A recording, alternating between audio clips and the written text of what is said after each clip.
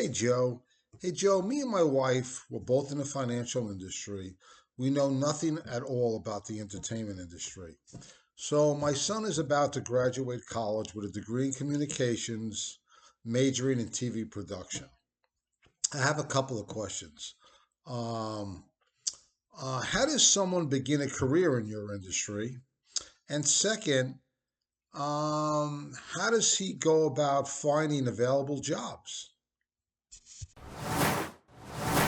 Yeah. The financial world is so far from us. There's no likeness between the two.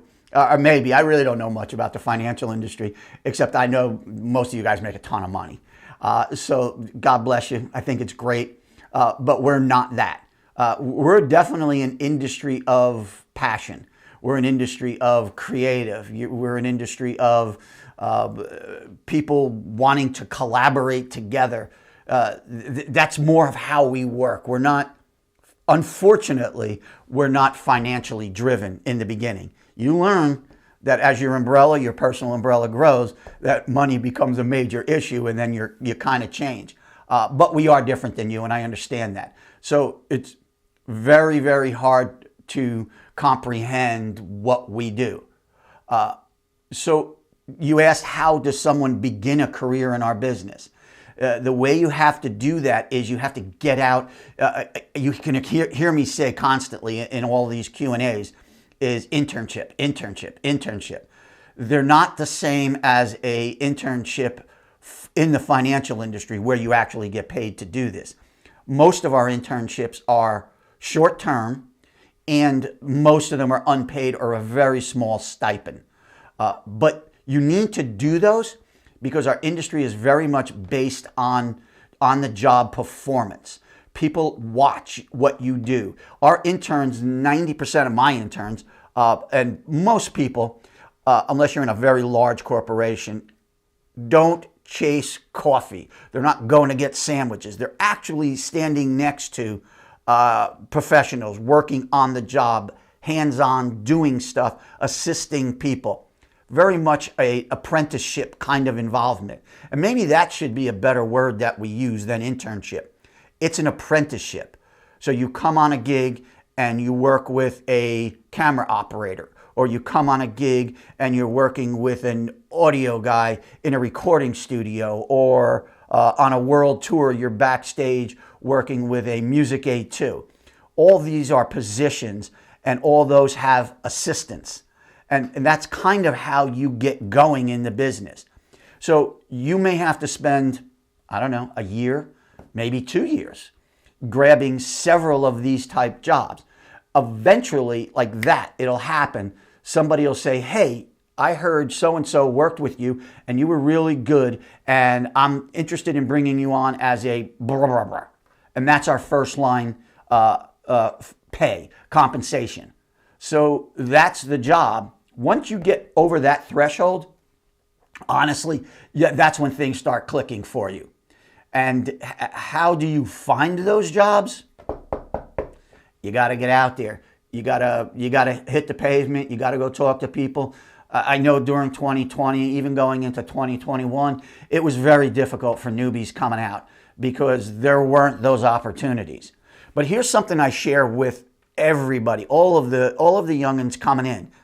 And they're all asking me that question. How do I find work? Where do I go? How do I start? There's not like a lot of go fill out an application places. Those are big network gigs, and those are hard to find. But what you do is there are production houses. There's touring groups. There's all of these other jobs. And how do you find them? Go out on the street. When you see a shoot going on somewhere, you'll see trucks.